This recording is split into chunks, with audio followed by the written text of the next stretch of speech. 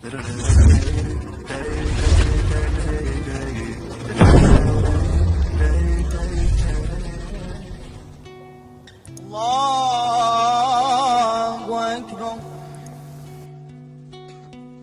makan, saya makan, semuanya amal.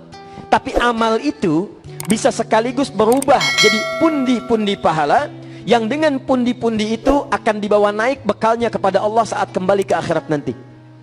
Amal itulah yang saat diniatkan untuk kepentingan akhirat, maka berubah kalimatnya dari sekedar amal menjadi amal soleh namanya. Saya ulang, dari sekedar amal menjadi amal soleh. Minum itu amal, tapi bagaimana caranya minum ini menjadi amal soleh? Kalau cuma sekedar amal, maka fungsi minuman hanya sekedar menghilangkan haus saja. Jangankan orang beriman, yang tak beriman pun dia minum. Dan faidah minuman sama, ketika diminum menghilangkan haus. Tapi pertanyaannya, bagaimana haus dunia itu bisa dihilangkan dengan membawa bekal untuk menghilangkan haus di akhirat nanti? Karena setiap Anda meminum, itu boleh jadi Anda menjadikan amalan minum itu berubah status jadi amal saleh.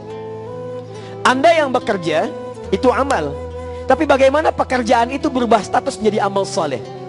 Nah, bahasan yang pertama, kita akan coba bagi dulu kepada dua bagian.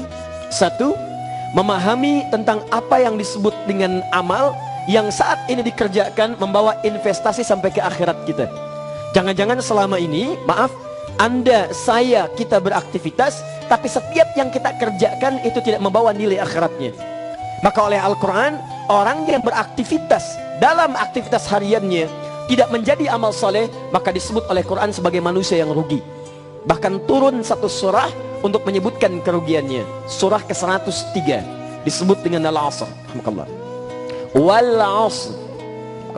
Saya bersumpah, kata Allah, demi waktu yang senantiasa akan dilalui oleh setiap manusia. Di asr itu bukan sekedar masa, tapi setiap waktu yang kita lalui disebut dengan asr.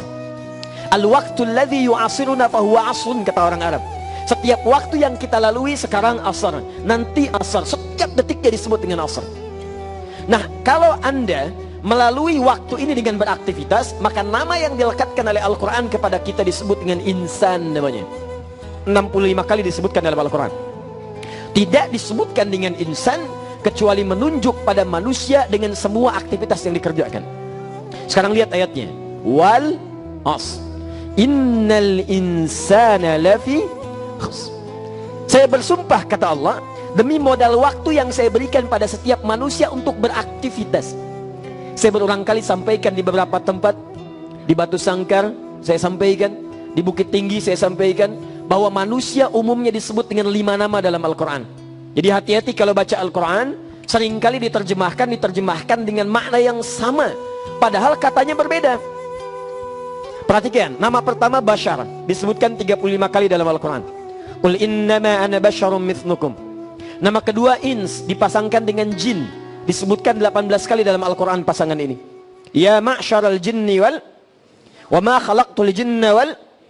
Baik, nama ketiga Bani Adam, menunjuk pada asal keturunan, disebutkan 7 kali dalam Al-Quran.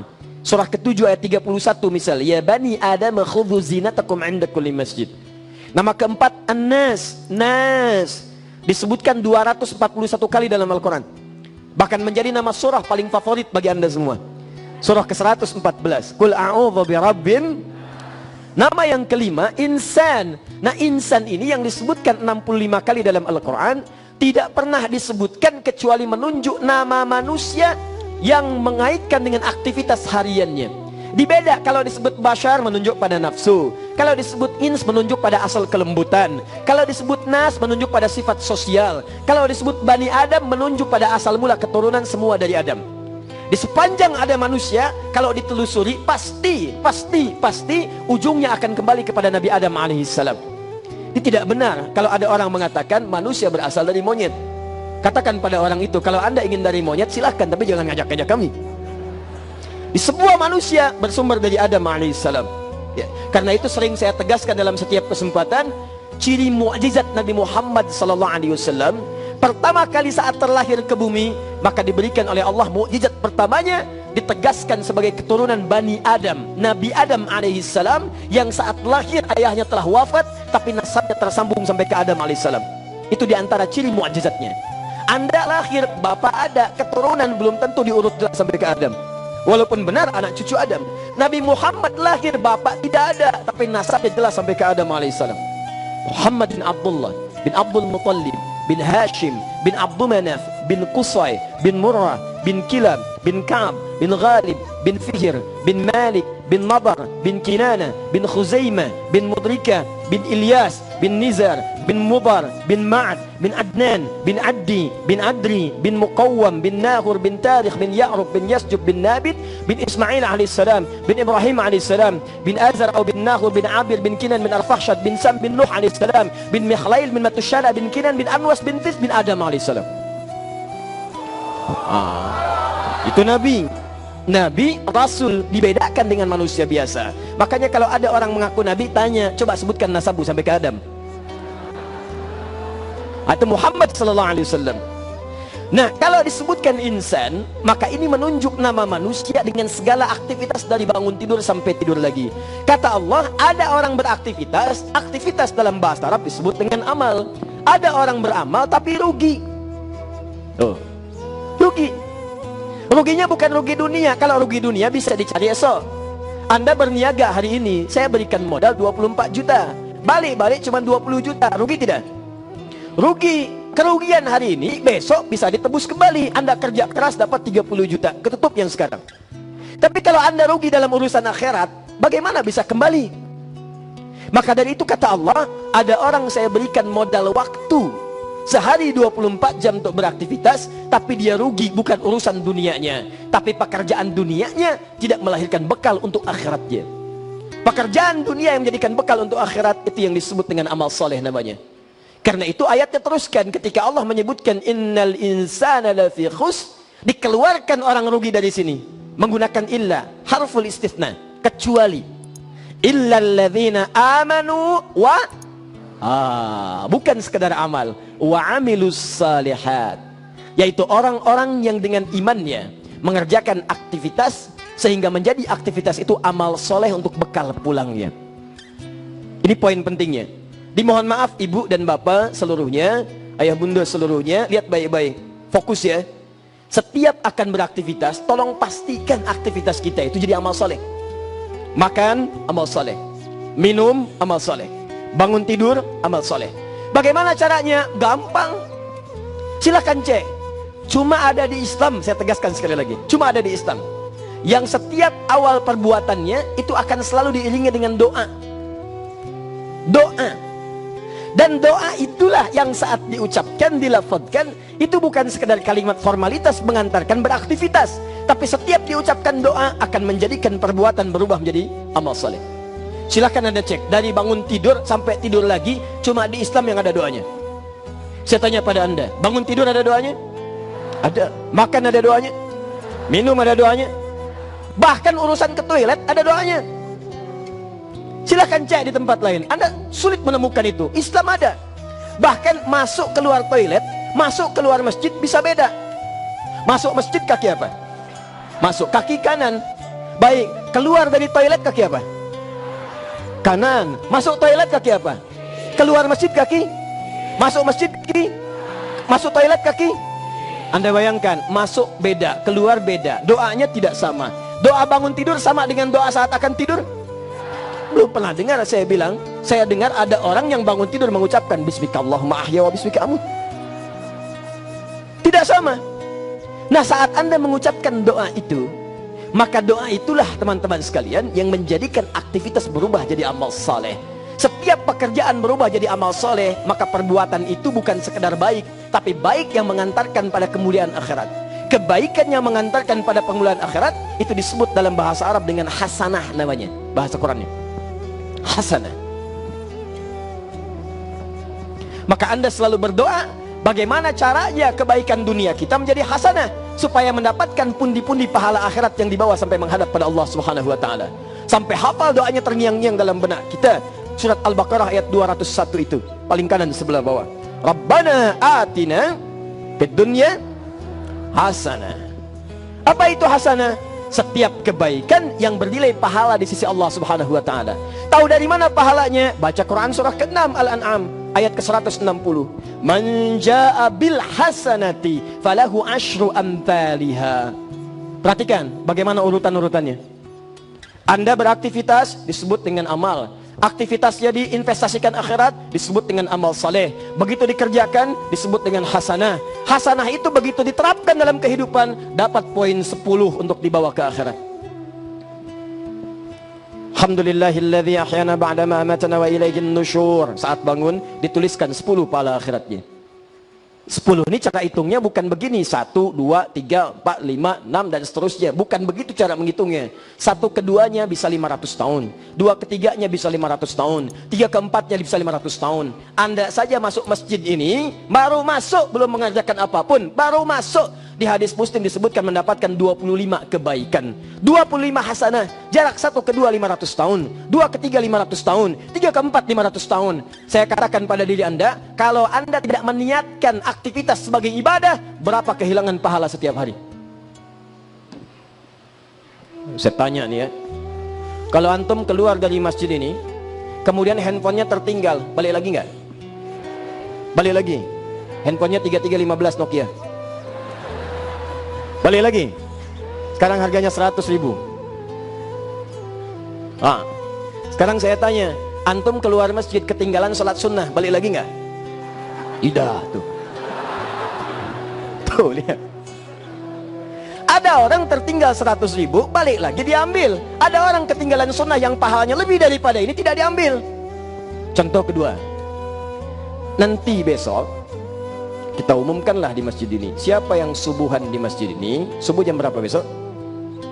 Ayo lihat sini, jangan lihat sana, lihat sini.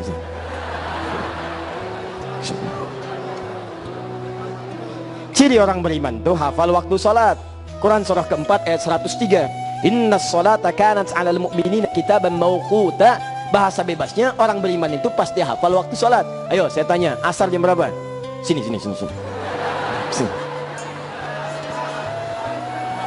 Susah nih. Siapa yang mau masuk surga angkat tangan.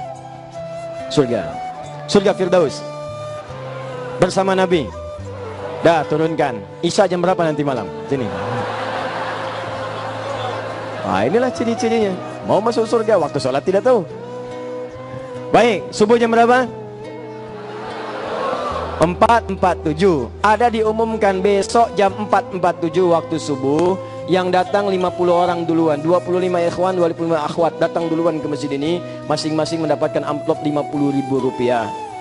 Naikkan 500.000 rupiah. Saya ulang, besok yang datang ke sini 50 orang pertama yang masuk masjid, 50 orang pertama, 25 ikhwan, 25 akhwat, masing-masing akan mendapatkan amplop 500.000 rupiah. Contoh. Contoh. Awas, garis bawahi. Contoh. Contoh diberikan 500.000 untuk 50 orang. Pertanyaan saya, datang jam berapa? Jam 2, jam 3, jam 4. Demi Allah saya katakan, nginap di depan tuh untuk mengejar 500.000. Sekarang bikin pengumuman yang kedua, broadcast ke semuanya. Siapa yang datang 50 orang pertama untuk menunaikan salat di masjid Nurul Iman, maka jika dia ikut 2 rakaat sebelum subuh mendapatkan lebih daripada dunia dan seisinya. Dunia dan seisinya. Broadcast. Tulis di bawahnya hadis Nabi. Saya tanya pada Anda, berapa yang datang ke sini? Tuh, 2 orang, 5 orang, 10 orang. Inilah masalah kita sekarang. Mau jadi penghuni surga tapi dengan amalan gratisan. Kalau cuman amalannya singkat, hadiahnya sedikit, paling-paling power bank. Nah, Anda mengharapkan surga, masa amalannya mau sedikit? Untuk yang tinggi saja perjuangan mesti banyak. Masa yang lebih tinggi seperti surga pengen biasa-biasa?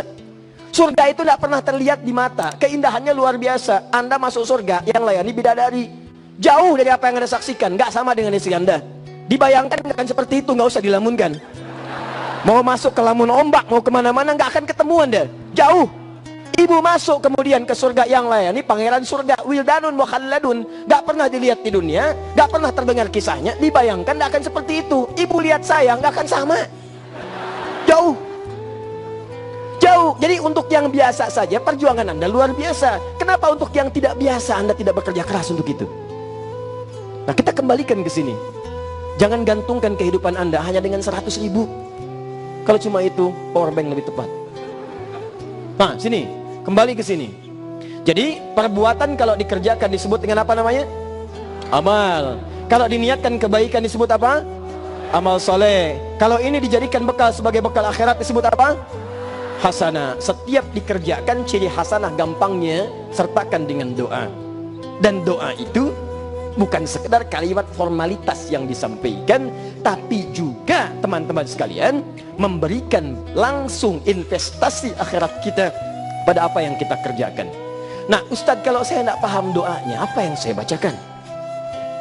Muncullah kemudian hadis Nabi yang disampaikan oleh kalangan sahabat yang sangat banyak. Nabi menyampaikan, kullu amrin dzibalin la yubda'u fihi bismillahirrahmanirrahim fahuwa abtar wa fi riwayatin aqta. Setiap perbuatan baik yang tidak disertakan dengan bismillahirrahmanirrahim, paling singkat bismillah, maka terputuslah investasi akhiratnya. Tidak ada nilainya nih, kosong.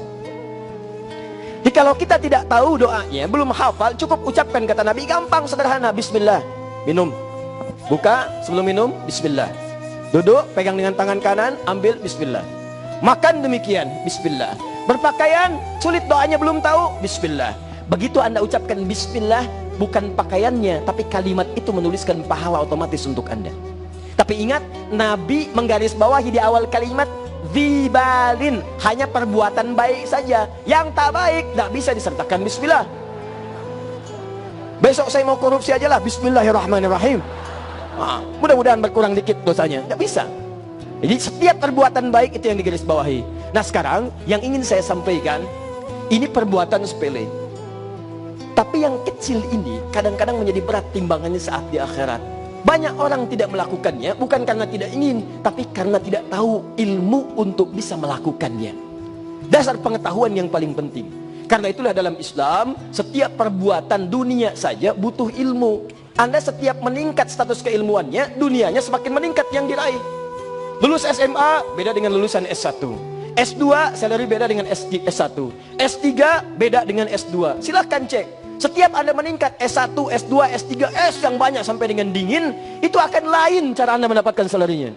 Beda status. Demikian pula dalam urusan akhirat, setiap meningkat keilmuan Anda, maka akan bertambahlah kemuliaan dan keistimewaan yang bisa diraih. Sekarang, karena waktunya sangat terbatas sekali, saya akan memberikan satu rahasia penting dalam Al-Quran terkait dengan ilmu, dengan amal, tapi langsung spesifik kepada amalan utama dengan dasar pengetahuan yang mempercepat jawaban dari Allah Subhanahu wa Ta'ala. Tolong dicatat ya, sebetulnya ini rahasia. Saya bagi di antara kita saja hari ini. Baik. Sebentar mas, ini materi sangat penting ya, tolong dipahami. Ini saking pentingnya, dihapusnya susah nih.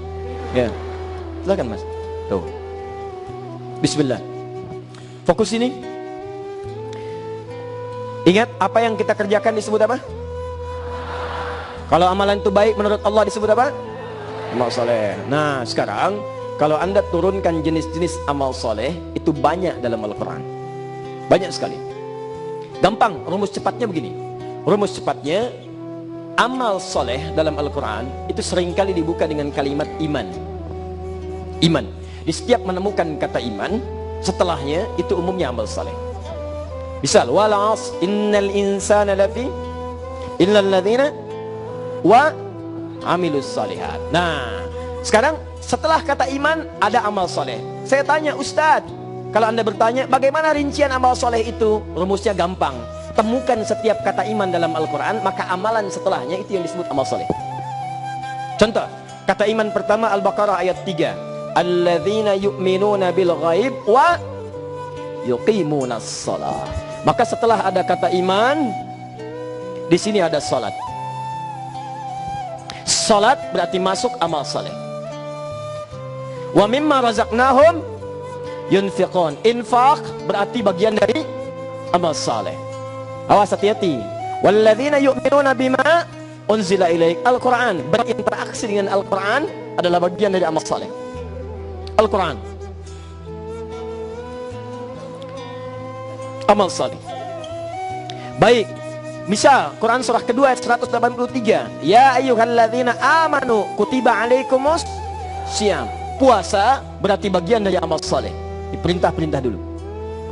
Wa idza sa'alaka 'ibadi 'anni fa inni qarib ujibu da'watad da'i idza da'ani falyastajibu li wal yu'minu bi. Yu'minu bi, beriman, disandingkan dengan kata iman. Doa bagian dari amal saleh. Doa bagian dari amal saleh. Nah, kebanyakan umat muslim mengetahui amal-amal saleh ini hanya sebagian ritual-ritual yang dikerjakan secara formal saja. Salat, maaf, sekedar dikerjakan, dibuka dengan takbir, ditutup dengan salam, menghilangkan beban kewajiban, selesai. Selesai zuhur, muncul asar. Selesai asar, muncul maghrib. Selesai maghrib, muncul isya. Subuh demikian setelahnya. Tuntas, selesai. Infak, hanya sebatas dorongan dalam jiwa, dikeluarkan uang, misalnya kotak lewat, masukkan infak. Maaf ya, kalau ada kotak lewat, itu bukan mobil-mobilan. Infak. Ada yang disimpan, ada yang kemudian berjalan, orang membawa tempat dan seterusnya. Infak. Sekedar mengeluarkan, simpan, selesai urusan. Maaf, puasa juga demikian, Al-Quran juga demikian. Baca, selesai, simpan. Puasa tunaikan, maghrib buka. Demikian berdoa. Tidak banyak orang tahu bahwa ada satu ilmu, informasi dalam Al-Quran. Ketika Anda mengerjakan amal-amal ini, ternyata amal ini bukan sekedar berdampak pada investasi akhirat, tapi ada kemuliaan dan keistimewaan pada setiap amalan ini yang akan berpengaruh pada kehidupan dunia kita. Kalaulah setiap penduduk dunia mengetahui keistimewaan ini, tentulah mereka akan berlomba-lomba mengerjakannya, karena semua ini akan memudahkan semua urusan dunia kita. Saya punya keyakinan, jadi kalau ada orang sekarang susah, sebetulnya bukan karena dia tidak mampu mengentaskan kesusahan. Kemungkinan terbesar dia tidak mampu mengerjakan amal soleh yang dituntunkan oleh Allah untuk mempermudah ia bebas dari kesulitannya. Saya tanya pada Anda, maaf ya, yang punya kemudahan siapa? Allah. Yang punya rizki siapa? Yang punya kekayaan siapa? Kenapa Anda tidak dekati Allah saat Anda menginginkannya? Nah, sekarang sebelum Anda meminta, Allah sudah menurunkan cara. Apa caranya? Ini yang tiap hari kita kerjakan dalam kehidupan kita. Ternyata semuanya ini, menurut informasi Al-Quran, ada gambaran-gambaran yang sangat efektif yang memberikan kenyamanan dalam kehidupan kita. Itu kita keluarkan secara praktek. Silakan Anda pilih di antara 5 ini, mana yang mau kita keluarkan untuk kita bahas. Karena waktu saya sangat terbatas sampai dengan kesempatan siang hari ini. Kita sampai jam berapa? Oh, baik. Baik, silakan. Yang ingin habis sampai habis isya siapa? Baik, nah, silakan sampai habis isya. Saya jam 2:30 pulang. Silakan aja. Ya, saya mau terbang lagi. Ya. Baik, yang ingin sampai habis maghrib siapa? Tidak. Yang ingin sampai habis asar siapa? Masya Allah, berarti sepakat. Sebelum asar saya selesai. Ya. Kan tadi tidak ingin ada yang habis asar. Ya. Saya cek lagi. Siapa yang ingin sampai habis asar di sini? Nah, silahkan Bu. Ya, silahkan sampai habis asar. Saya 2:30 pulang. Ya. Oh, yang mana? 1, 2, 3, 4, 5. Setiap satu nomor 1 jam. Ya, yang mau sholat angkat tangan. Yang mau sholat, angkat tangan. Ayo silakan berikan space, mereka mau sholat bagian belakang. Sholat, baik. Yang mau infak, baik, mau infak boleh ya. Nanti siapkan kotaknya. Al-Quran. Ah, masya Allah. Taim. Puasa. Doa. Agak lumayan ini ya. Ya sudah, yang agak banyak ini salat, kemudian Al-Quran dan doa. Ya. Agak cepat dulu.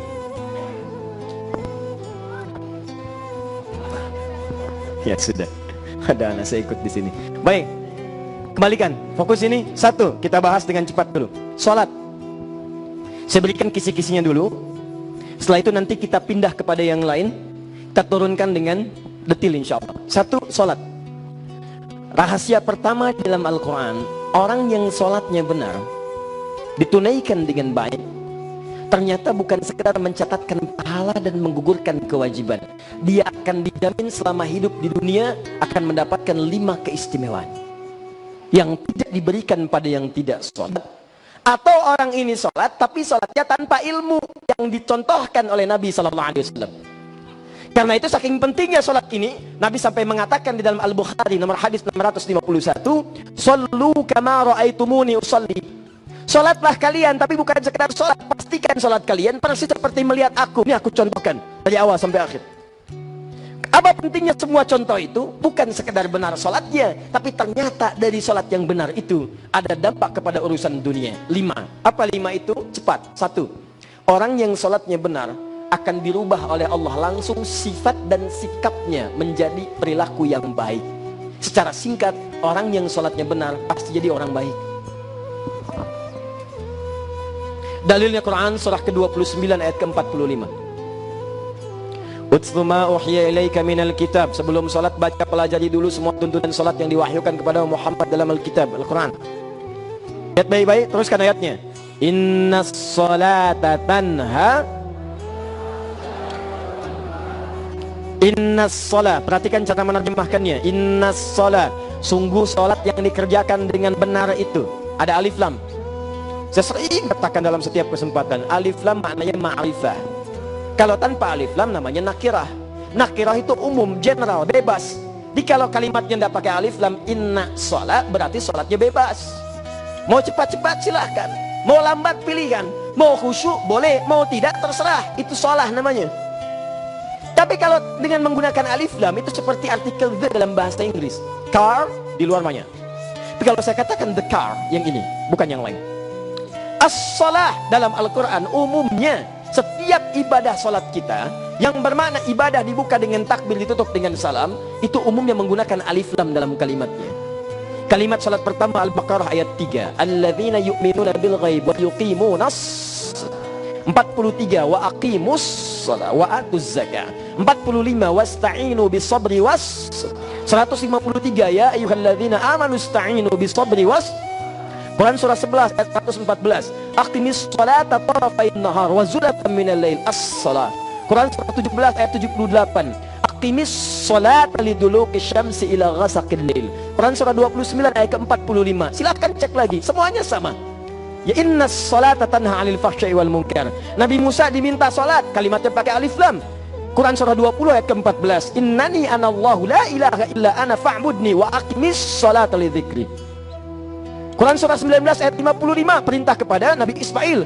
Ismail minta alaihissalam kepada keluarganya untuk sholat. Wa kana ya'muru ahlahu bis sholat. Nabi Isa pakai alif lam. Lihat Quran surah 19 ayat 31 sampai 33. Semua pakai alif lam. Nabi Zakaria pakai alif lam. Quran surah ketiga ayat 39. Fanadatul malaikatu wa huwa qa'imun yusalli fil mihrab. Yusalli fil mudhari'nya dikerjakan dia pakai alif lam, bentuk kata bendanya as-shalah. Kembalikan ke sini. Jadi ketika dikatakan menggunakan alif lam, innas shalah, cara menerjemahkannya bukan sholat biasa. Awas hati-hati, bukan sholat biasa yang semaunya antum sholat. Tapi sholat seperti apa? Sholat yang benar seperti dicontohkan oleh Nabi SAW. Jika benar menunaikan sholat sesuai dengan tuntunan Nabi, maka yang terjadi tanha 'anil fahsya'i wal munkar. Sholat itu akan langsung mencegah pelakunya, orang yang sholat itu, dari dua sumber keburukan. Jadi kalau di muka bumi ini ada orang bersifat dan sikap yang buruk, itu sumbernya tidak ada yang ketiga, cuma dua. Kalau bukan fahsya, itu pasti mungkar. Cuma dua. Fahsya, mungkar. Fahsya keburukan yang keburukan yang datang lewat syahwat. Syahwat, faraj, pornografi, porno aksi, LGBT, ya, mohon maaf sekali, kata-kata jorok, kasar, homoseksual, lesbian, itu semuanya fahsya. Jadi kalau ada orang tidak sholat, kata-katanya kasar, dia tidak sholat. Tapi kalau anda sholat, kata-katanya kasar, pasti ada yang keliru dalam sholatnya. Kalau ada orang melakukan LGBT, pornografi, porno aksi, dia tidak sholat ya karena dia tidak pernah sholat. Tidak ada dorongan kebaikan dalam dirinya, dalam persepsi Al-Quran. Tapi kalau kemudian anda sholat, mengerjakan perbuatan tadi yang disebutkan, pasti ada yang salah dalam sholatnya. Demi Allah saya katakan, saya selalu katakan kepada anda, orang-orang yang sholat dalam tahiyatnya benar, tidak akan pernah berbuat maksiat dalam hidupnya. Fahsya. Begitu melihat satu hal yang terkait dengan tadi fahsya, dia akan berpaling darinya. Ya jangankan dikerjakan, melihat aja sudah nggak mau, mendengar saya sudah nggak suka. Ada lihat TV, tiba-tiba tayangan nggak bagus, gini, nah palingkan. Ah nggak bagus, ganti channelnya. Udah pindahkan aja, cari channel yang bagus-bagus. Datang. Handphone dibuka, WhatsApp, buka status, begitu terlihat iklan datang. Lihat medsos, Facebook keluar. Mau lihat tayangan akhir TV, yang keluar iklan. Nggak bagus tayangannya, palingkan. Ini nggak bagus. Maka iman dalam dirinya akan mendorong dia untuk meninggalkan semua kemaksiatan bentuknya fahsyat. Bahkan lisannya mengatakan ini nggak bagus, ya Allah ampuni saya, astagfirullah, masih ada yang begini, palingkan. Dan hebatnya, begitu matanya berpaling, lisannya otomatis beristighfar kepada Allah. Bahkan cuma sekedar mendengar, melihat saja, astagfirullah, nggak bagus. Tidak ada yang terlambat. Kadang-kadang lisan cepat tapi mata terlambat, astagfirullah. Ada orang begini ya, astagfirullah. Nah itu pasti masalah. Nah maksud saya, kalau kita setiap hari ini masih terdorong untuk berbuat yang seperti itu, ada dorongan-dorongan dalam jiwa, sementara setiap hari sholat, pasti ada yang salah. Mungkar, keburukan yang diingkari oleh hati, sumbernya nafsu perut dengan akal. Mencuri itu mungkar, berdusta itu mungkar, berselisih itu mungkar, saling mencela itu mungkar, korupsi apalagi. Saya selalu katakan, mulut orang yang sholat tidak akan berbuat maksiat, tangan orang tahiyat tidak akan pernah berbuat maksiat. Jadi kalau ada orang menunaikan sholat tapi maksiatnya jalan, STMJ, ya sholat terus maksiat jalan, ini pasti ada persoalan dalam sholatnya. Sekarang yang paling dia khawatirkan, orang ke masjid saja mau sholat masih takut kehilangan sandalnya. Apa yang salah? Silahkan cek. Jadi kalau hidup kita itu sholatnya benar aja, se-Indonesia muslimnya benar sholatnya semuanya, aman tentram negeri ini.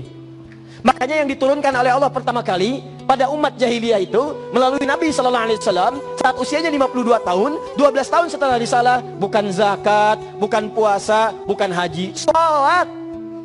Begitu sholat diturunkan, keluar dari sifat jahiliyahnya itu.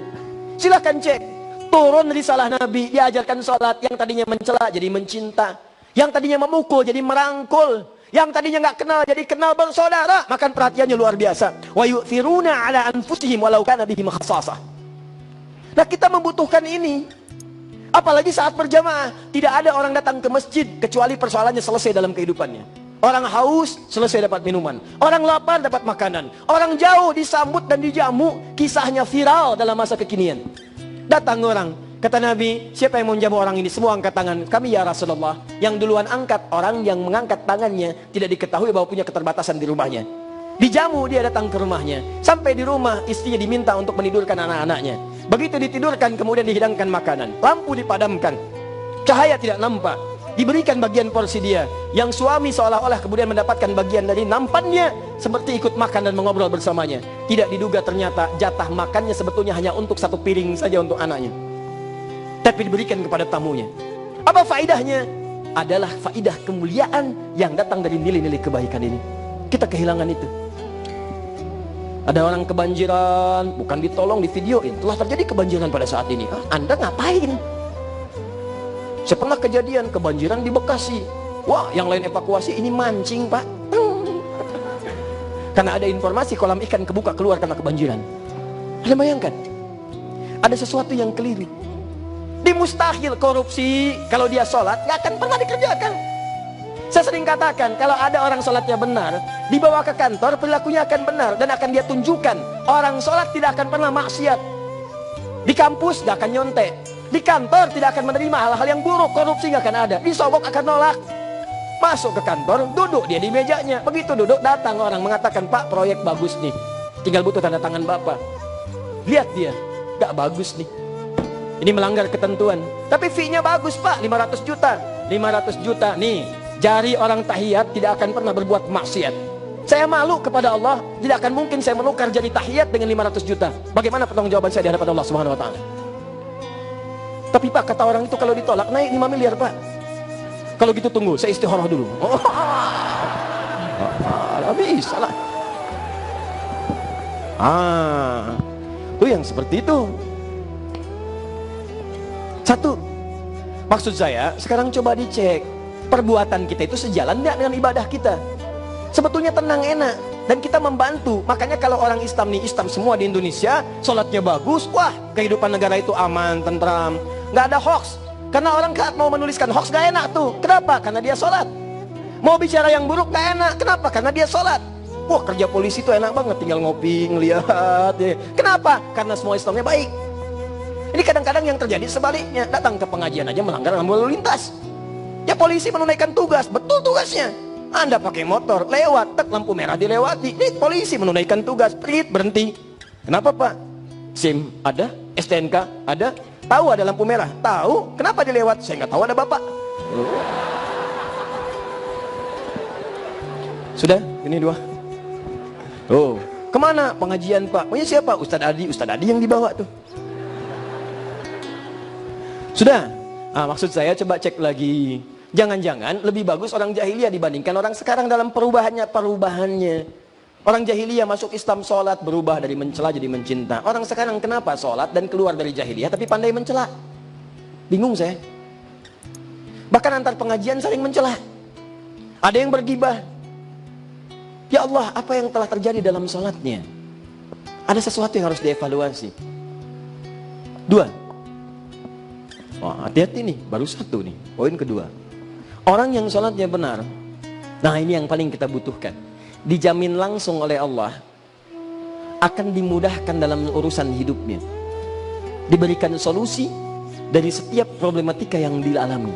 Di setiap punya masalah, singkatnya dimudahkan oleh Allah. Bukan tidak punya masalah.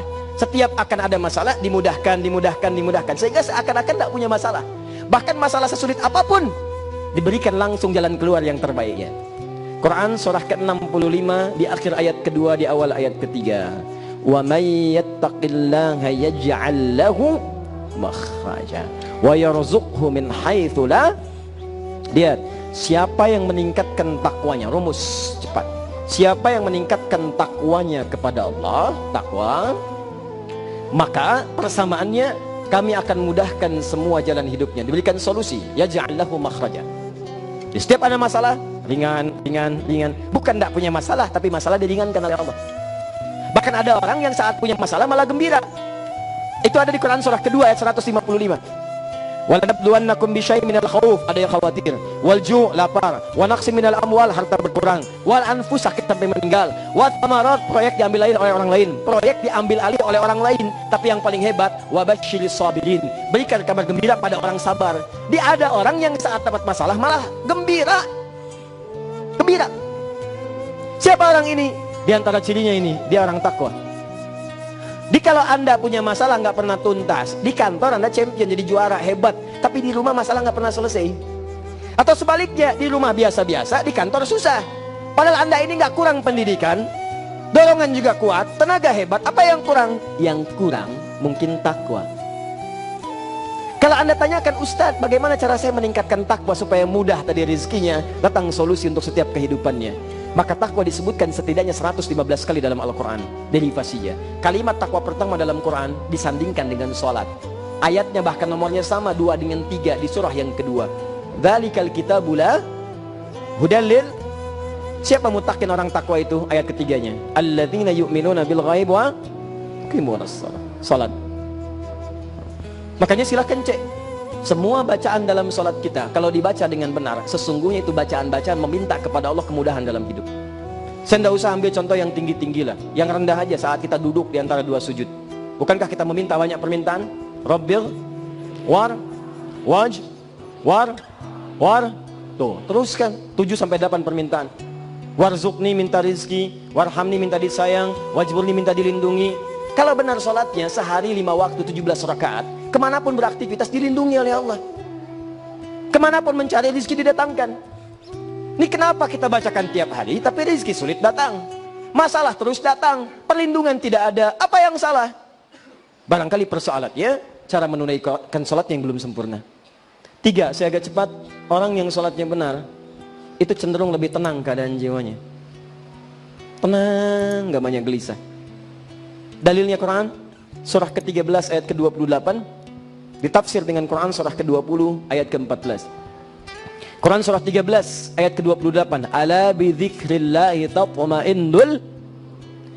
Yakinkan pada dirimu kalau zikirmu benar kepada Allah, maka dampaknya kepada hati akan memberikan ketenangan. Tenang. Zikir itu membuat tenang. Yang paling hebat, maaf, di antara makna zikir itu banyak. Baca Quran itu zikir. Dalilnya Quran surah ke-15 ayat ke-9.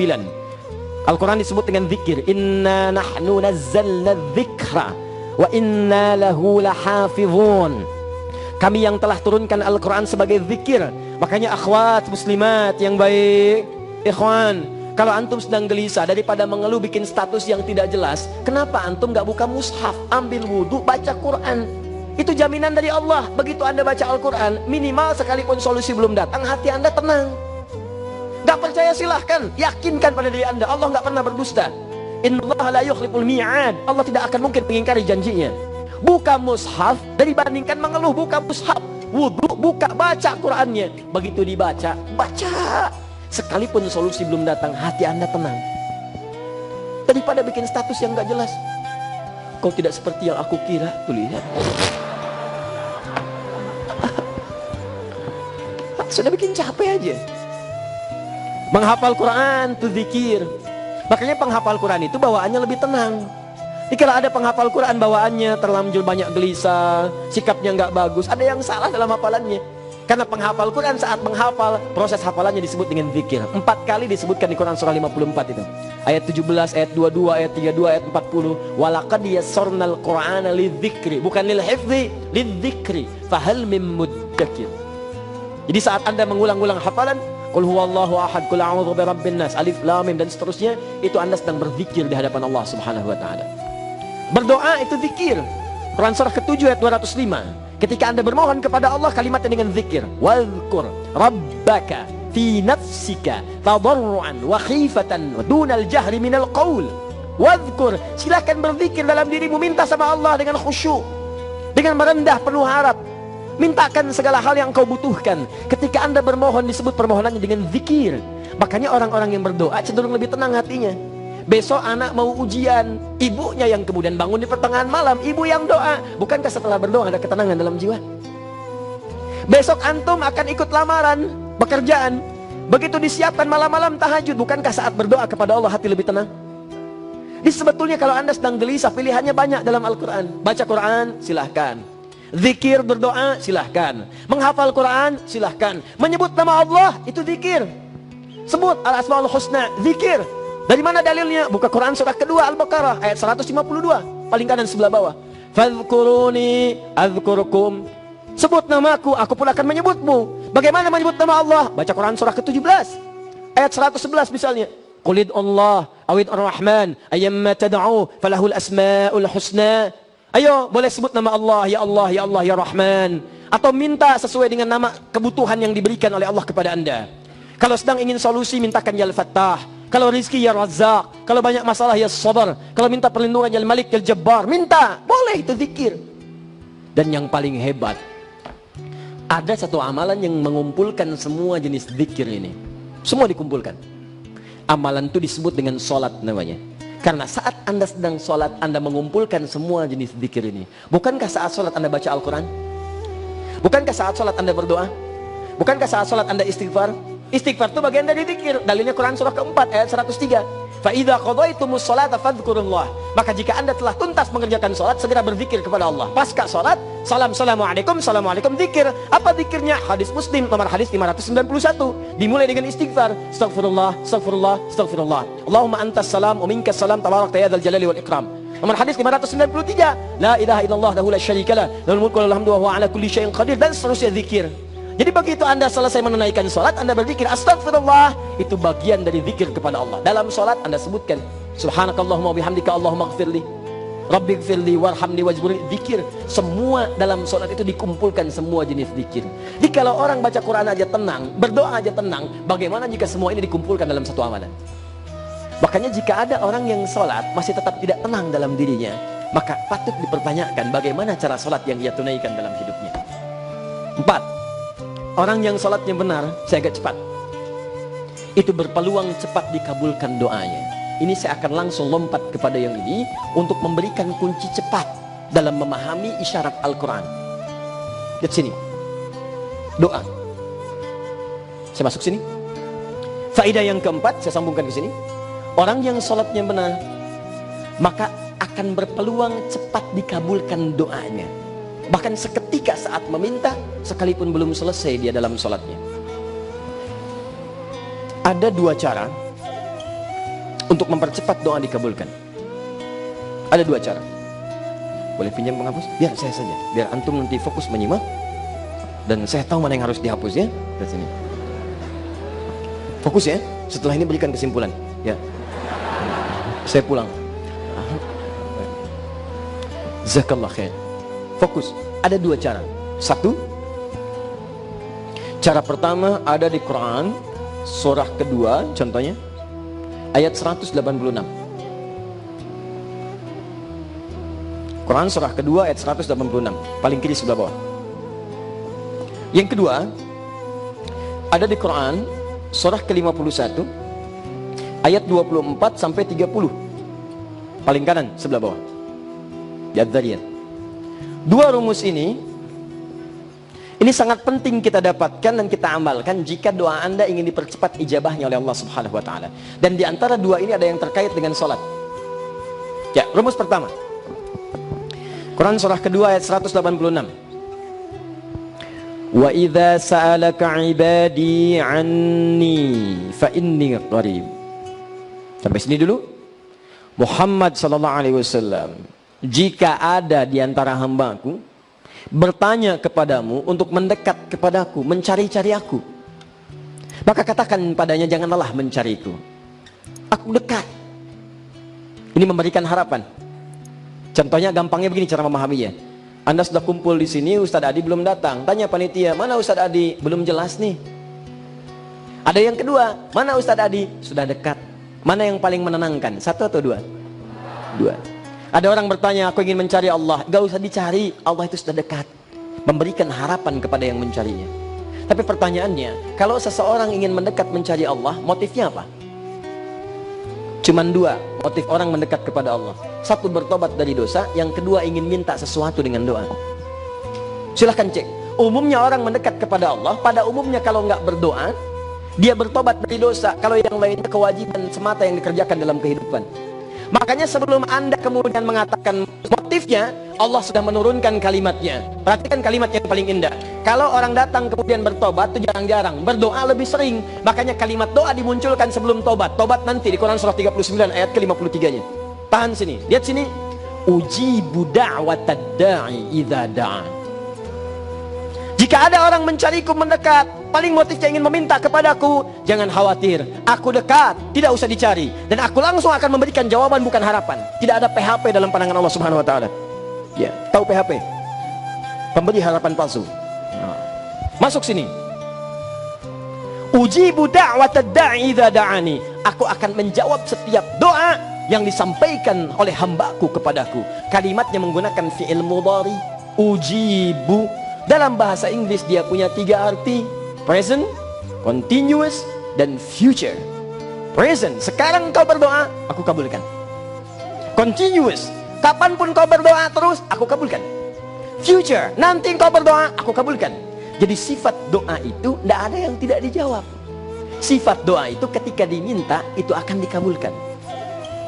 Jadi kalau ada orang berdoa tidak dikabul, mesti bertanya pada dirinya, antum apa yang dikerjakan sampai-sampai doa tidak terkabul? Karena kaidah doa itu kalau meminta diberikan. Kalau bukan sekarang, besok. Kalau nggak cocok dunia, diberikan saat di akhirat. Kalau bukan yang ini, diganti dengan yang terbaik. Kalau nggak siap sekarang, nanti diberikan saat siap. Anda punya anak, usia anak 5 tahun, minta diberikan mobil. Bukan mobil-mobilan, mobil. Anda mampu, diberikan nggak?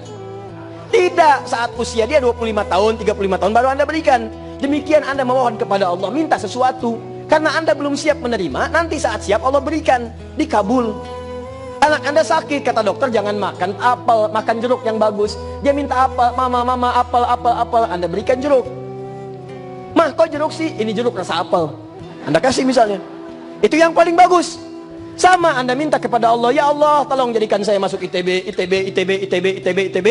Minta. Begitu Anda mau masuk daftar, nggak lulus di ITB, keterima di IAIN. Bisa kan? Masuk, boleh jadi itu yang terbaik, karena di masa depan Allah tahu apa yang Anda akan lakukan nanti. Anda cuma tahu sekarang. Jadi sifat doa pentingnya, begitu diminta pasti dijawab nih. Pertanyaannya adalah, ada dua. Kalau ada doa tidak terjawab, apa yang salah? Itu simpan dulu, bahasan yang lain. Yang kita butuhkan sekarang, ini yang saya janjikan.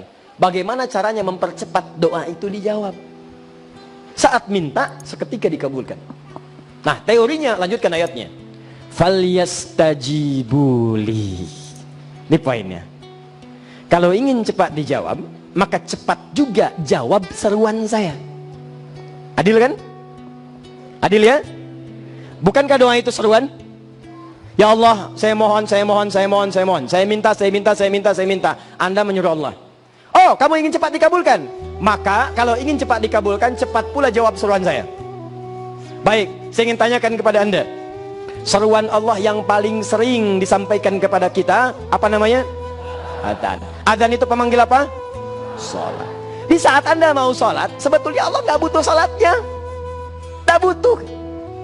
Anda semua tidak sujud, tidak ruku kepada Allah, tidak akan menurunkan status Allah sebagai Tuhan. Ternyata yang butuh kita. Karena saat Allah meminta kita sholat, sesungguhnya ingin mengabulkan doa kita. Ini poinnya. Makanya ketika Anda bertanya saat adzan berkumandang, hayya 'alas shalah, Anda tanyakan, ya Allah kenapa mesti sholat? Dijawab oleh muadzin, hayya 'alal falah. Ayo bahagia, karena saat ini akan tiba waktu kamu dikabulkan doanya. Saat ini akan tiba waktu segala kesulitan itu dibebaskan. Makanya para ulama fikih menyebut as-sholatu fil loghati hiya du'a. Salat itu secara bahasa dipahami dengan doa, karena semua bacaan dalam salat isinya adalah doa. Makanya kalau orang salatnya benar, itu ringan hidupnya. Antara jeda waktu ke waktu yang lain, selesai urusan kehidupannya. Nanti zuhur nih, udah selesai, mau ke asar, pasti aja ada orang punya masalah. Nggak ada orang hidup nggak punya masalah. Saya tanya pada Anda, siapa yang tidak punya masalah? Boleh angkat tangan. Nggak ada. Tuh kelihatannya tenang, padahal mungkin masalahnya luar biasa. Tidak ada orang hidup gak punya masalah, karena persamaan Al-Qurannya, walanabluwannakum bisyai, setiap orang hidup itu pasti bersanding dengan ujian, persoalan. Walanabluwannakum bisyai, Quran surah kedua ayat 155. Setiap orang yang hidup pasti akan diuji dengan persoalan, masalah. Masalah ini diujikan bukan ingin membuat kehidupan bermasalah, tapi ingin meningkatkan kualitas kehidupan. Sebab kalau tidak mengalami ujian, kualitas tidak akan meningkat. Bukankah anak SD masuk SMP diuji dulu? Kenapa diuji? Supaya kadar ilmunya diketahui layak dia masuk SMP. SMP ke SMA diuji. Kenapa diuji? Supaya diketahui kadar ilmunya sudah naik ke level SMA. Demikian Anda diberikan ujian, bukan Allah ingin membebankan kehidupan, tapi ingin memberikan peningkatan dalam kualitas hidup. Makanya setiap orang yang hidup pasti punya masalah. Gak ada orang hidup gak punya masalah. Persamaan terbaliknya, orang yang tidak ingin punya masalah sama dengan tidak ingin hidup. Loh, saya tanya pada Anda, siapa yang tidak ingin punya masalah? Nah, bagus. Siapa yang ingin punya masalah? Boleh angkat tangan. Siapa yang ingin punya masalah? Angkat tangan. Siapa yang tidak ingin punya masalah? Angkat tangan. Anda ini maunya apa? Sudah 1 jam saya ceramah. Masya Allah. Jadi saat kita dipanggil sholat, sholat itu bisa mengentaskan persoalan kehidupan. Tapi ada cara orang sholat lebih cepat dijawab. Pak, Ibu, jangankan yang biasa, yang mustahil dijawab. Saya nak tanya Ibu, Ibu kenal Nabi Zakaria, Bu? Ayo kenal. Kenal di mana? Itu luar biasa kalau ke Sumatera Barat. Ya, luar biasa. Tadi pagi saya di Masjid Raya itu, Bukit Tinggi, saya kenal. Saya tanyakan, kenal Nabi Musa? Kenal. Kenal tuh. Sini kenal Nabi Zakaria. Tapi masih mending. Tadi malam ada yang kenal Firaun. Kenal Firaun? Iya. Masya Allah. Nabi Zakaria itu Nabi Rasul. Tapi Nabi Rasul pun tidak luput dari ujian. Lihat, Nabi Rasul, Nabi Zakaria, Nabi Muhammad, Nabi Musa, Nabi. Apa mereka tidak diuji? Tidak. Padahal mereka sudah lulus dalam nilai-nilai kesurgaan. Dijamin surga, dijaga dari maksiat. Dijamin surga, masih diuji. Antum bukan Nabi, bukan Rasul. Belum jelas surganya, nggak pengen diuji. Antum siapa? Ya. Jadi cara berpikirnya demikian. Kehidup kita akan lebih bersemangat untuk mengerjakan kebaikan, sekaligus tahan saat menerima ujian. Cela misalnya, kalau orang paham fikih celaan, dia nggak akan balik mencela dengan keburukan. Karena semua nilai-nilai kebaikan itu berhadapan dengan keburukan. Di antara keburukan pertama celaan. Allah dicela oleh orang kafir, malaikat dicela, Rasul dicela, Nabi dicela, sahabat dicela, tabi'in dicela. Anda bandingkan dengan Anda, Allah bukan, malaikat bukan, Rasul bukan, Nabi bukan, sahabat bukan, tabi'in bukan. Anda tidak ingin dicela, Anda siapa? Ya itu gambarannya. Sekarang Nabi Zakaria, walaupun Nabi, beliau diuji, menikah dengan seorang perempuan, berkeluarga. Setelah menikah, sudah lama menikah, fisiknya sudah letih, rambut sudah memutih, tapi belum dikaruniai keturunan. Secara medis dan klinis, maafkan saya Ibu, istrinya divonis monofos dan mandul. Secara medis gak mungkin punya keturunan. Tapi beliau membaca itu semua ketika makhluk mengatakan mustahil. Ini fikih yang baik dalam Al-Quran. Awas, pahami betul ya. Kalau ada makhluk mengatakan ini nggak bisa, ini mustahil, ini nggak mungkin, itu tanda pertama dari Allah ingin mengentaskan persoalan Anda tanpa campur tangan makhluk. Saking cintanya Allah kepada Anda, makhluk tidak usah berperan di sini. Saya sendiri yang akan mengatasinya. Kalau sudah ada persoalan seperti itu, maka rumusnya adalah tingkatkan kualitas ibadah kita kepada Allah. Begitu Anda tingkatkan kualitasnya, maka apa yang terjadi? Yang mustahil pun itu bisa dientaskan oleh Allah Subhanahu wa taala. Maka Nabi Zakaria kemudian memohon kepada Allah dengan menunaikan satu ibadah. Ibadah inilah yang ditingkatkan kualitasnya oleh beliau. Apa ibadahnya? Salat. Disebutkan di Quran surah ketiga Ali Imran ayat 38 sampai dengan 39. Hunalika da'a Zakaria rabbah. Maka di mihrabnya itu Nabi Zakaria bermohon kepada Allah Rabbnya. Qala rabbi habli. Satu. Qala rabbi habli. Ya Allah, ya Wahhab. Wahhab itu sifat Allah yang memberi tanpa batas. Di Anda, ini fikih Asmaul Husna. Kalau bermohon kepada Allah, minta dengan nama Allah sesuai kebutuhan yang tadi saya terangkan. Beliau katakan, Rabbi habli ya Allah, yang tidak punya batas dalam pemberian. Ya Allah, berikan kepada saya min ladunka dzurriyyatan thayyibah. Dari sisimu saja, karena manusia mengatakan saya nggak punya keturunan. Maka saya minta kepadamu saja, innaka sami'ud du'a. Engkau pasti mendengar doa saya. Kalau pada yang maha mendengar saya tidak mengabulkan, lantas kepada siapa lagi saya mesti memohon? Anda tahu apa yang terjadi? Ini doa dipanjatkan setiap dalam keadaan sholat. Sholat masih berdiri. Beliau minta kepada Allah dalam keadaan berdiri dalam sholatnya. Berdiri disebut dengan qaimun. Masih sholat disebut yusolli. Belum selesai sholatnya. Baca ayat 39-nya. Paling kanan sebelah atas. Fanadatul malaikatu wa huwa qaimun yusolli fil mihrab. Begitu selesai berdoa, turun malaikat menyampaikan. Sedangkan beliau belum selesai sholatnya, masih berdiri dalam sholatnya. Annallaha yubashshiruka bi Yahya. Allah kasih kabar gembira, Anda akan punya keturunan. Langsung namanya diberikan oleh Allah Yahya, artinya hidup. Yang mustahil menurut manusia, lahir dari rahim seorang perempuan yang divonis monopos dan mandul, bayi yang hidup, kata Allah tidak ada yang mustahil, jadi dia. Apakah ini berlaku hanya Nabi Zakaria saja? Tidak. Karena kita umat Nabi Muhammad SAW juga disyariatkan menunaikan sholat. Dan berita baiknya sholat itu adalah syariat yang berkelanjutan dari masa-masa Nabi sebelumnya. Tadi saya katakan Nabi Musa sholat, Nabi Isa sholat, Nabi Ismail sholat, Nabi Zakaria sholat, sebelumnya sholat, sampai ke Nabi Muhammad dan umatnya semua sholat. Dan tahukah Anda, bukankah saat berdiri itu kita ditawarkan oleh Allah untuk meminta apa saja? Silahkan, saat Anda akan sholat, itu sudah ada permintaan dari Allah, mau minta apa? Buka Quran surah kedua ayat 45, paling kanan pertengahan. Wasta'inu bis-sabri. Wasta'inu, jika Anda punya masalah dalam kehidupan, minta solusinya kepadaku, kata Allah. Bisabri, pertama sebelum minta sabar dulu. Jangan mengeluh. Sabar. Sabar itu akan memberikan ketenangan saat Anda dilanda oleh musibah sebagai ujian. Kalau tidak menghadirkan kesabaran, Anda gelisah. Saya berikan nomor cepat sabar ya, saya agak lompat sedikit. Kalau Anda ingin menghadirkan kesabaran saat diuji, maka ingatlah dua ayat ini yang paling utama. Satu, Quran surah kedua ayat 286. La yukallifullahu nafsan illa. Ingat, tanamkan pada jiwa Anda bahwa Allah tidak akan pernah menguji di luar batas kesanggupan. Artinya kalau Anda sedang mendapatkan ujian sebesar apapun, seberat apapun, tandanya cuma Anda yang sanggup, yang lain tidak. Makanya yang diuji hanya Anda, bukan yang lain. Jadi kalau Anda sekarang sedang punya masalah berat nih, jangan mengeluh. Anda patut berbahagia karena yang dipercaya menanggung itu Anda, bukan yang lain. Yang lain gak sanggup. Adi Hidayat gak sanggup, yang sanggup Anda. Makanya yang diuji Anda, bukan yang lain. Gak usah mengeluh. Jangan curhat berlebihan kepada Allah. Ya Allah, why me? Kata Allah, why not? Kamu yang bisa.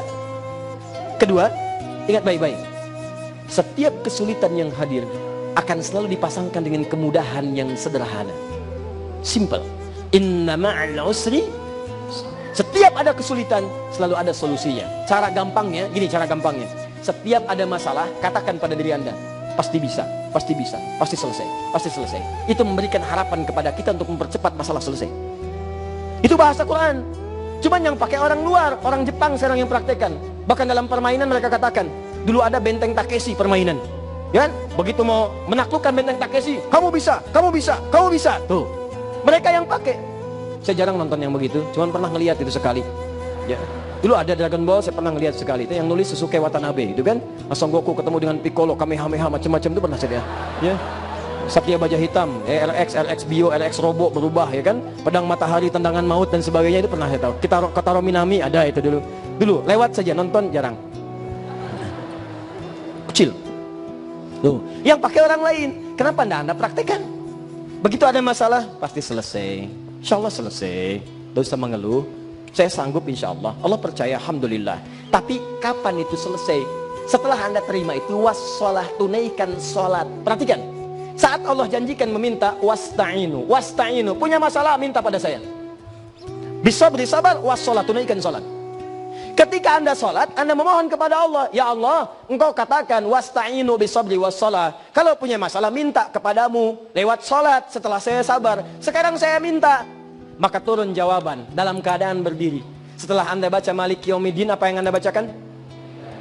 Iyyaka na'budu wa Iyyaka na'budu, ya Allah sekarang kami menyembahmu dalam sholat, kami ibadah. Wa iyyaka nasta'in, kalau anda ingin robah bentuk perintah ke dalam bentuk permohonan, ya Allah sekarang kami memohon solusi kepadamu, maka bahasa Arabnya berubah menjadi nasta'in. Wasta'inu berubah jadi nasta'in, kami minta kepadamu. Dahulukan mu-nya di depan, hanya padamu, iyyaka untuk ikhtisas dalam ilmu balaghah. Ya Allah, saya nggak minta kepada yang lainnya, saya minta hanya kepadamu yang maha mengabulkan. Kalau pada yang maha mengabulkan saya tidak terkabulkan, maka kepada siapa lagi saya mesti memohon? Dan itu saya tanya, dibacakan saat ruku atau saat sujud? Berdiri. Nggak ada orang ruku baca iyyaka na'budu wa iyyaka nasta'in, apalagi orang sujud. Pasti dia baca dalam keadaan berdiri. Nabi Zakaria saat meminta tadi, dalam ruku, dalam sujud, berdiri. Nabi Zakaria minta dikabulkan. Antum tiap sholat ditunggu mau minta apa tuh. Makanya nanti ada surat-surat yang bisa dibaca, ini dibiasakan oleh orang-orang soleh sebelumnya. Di mereka yang menghafal Quran itu bukan menghafal biasa, tapi mencari ayat-ayat yang sesuai dengan kebutuhan mereka. Setiap hari mereka sholat dibacakan ayatnya. Misal saat sakitnya biasa-biasa, saat sholat mereka bacakan Quran surah ke-26 ayat 80. Sakitnya begitu berat, Quran surah ke-21 ayat 83 sampai 84. Diujikan persoalan bisnis macam-macam, ada yang ganggu, Quran surah 17 ayat 79 sampai 82. Kalau sampai menyingkirkan Quran surah 21 ayat 87 sampai dengan 88-nya. Ya, macam-macam mereka bacakan, cari ini cari itu. Jadi sesungguhnya kenapa setelah waladhdallin amin antum diberi peluang membaca surat, cari surat yang sesuai dengan kebutuhan. Makanya nanti ada rumus bagaimana cara kita mendekat kepada Al-Quran. Ini kan setiap sholat yang dibaca itu lagi, An-Nas lagi. Dan Allah mengabulkan, mimpinya ketemu jin terus. Oh. Ya, 5 yang terakhir. Oh ini sebelum ke yang 5. Yang kedua, rumus cepat dikabulkan doa. Tadi kan, awas, faliyastajibuli, di setiap diminta cepat sambut. Maka ketika anda cepat menyambut, ya bukan sholat biasa. Kalau sholat biasa semua orang sholat, tapi kalau doa anda ingin dipercepat, setiap anda diminta cepat respon. Tadi subuh masih ingat jam berapa? 4.47. Subuh 4.47. Allahu Akbar 4.47. Begitu dipanggil langsung datang. Semakin cepat anda datang, semakin cepat direspon. Bahkan ada orang yang belum dipanggil sudah datang. Maka orang ini kadang diperlakukan oleh Allah, kadang diperlakukan sebelum minta sudah diberikan. Sebelum minta sudah diberikan. Dipanggil 4.47, dia datang jam 3 sebelum dipanggil. Maka saat dia punya kebutuhan sebelum memanggil kepada Allah, dia sudah diberikan kebutuhannya oleh Allah Subhanahu wa taala. Fadhkuruni adzkurkum, Quran surah 2 ayat 152. Engkau ingat saya ingat kamu. Bagaimana Allah ingat kita? Sepanjang kita cepat ingat Allah, Allah cepat mengingat kita. Ada yang ingat Allah saat dipanggil, Allahu Akbar 4.47. Maka Allah pun akan ingat dia baru saat dia memanggil. Ya Allah, mohon ya Allah, baru. Ya Allah, tolong ya Allah, baru. Sesuai secepat anda merespon perintah Allah, secepat itu Allah mengabulkan doa anda. Tapi celakanya kalau dipanggil 4.47 baru datang jam 7.44. Jangan harap Allah mengabulkan cepat seperti apa yang kau harapkan. Engkau kan Tuhan yang maha pemurah ya Allah. Engkau Tuhan yang maha sayang, tolong kabulkan. Kamu kemana tadi subuh? Tuh. Nah, 2, kalau ingin cepat dikabulkan doa, saya lompat sini untuk menggabungkan keinginan anda. Nanti yang terakhir baru saya tutup dengan bagian yang kelima dalam sholat. Mempercepat terkabulnya doa yang kedua. Ini rahasia ya. Rahasia di antara kita aja. Ini penting nih. Yang kedua, kalau ingin cepat dikabulkan doa, terkhusus pada yang doa mustahil menurut manusia. Tingkatkan amalan dari level yang biasa. Jika Anda memohon yang luar biasa kepada Allah, di luar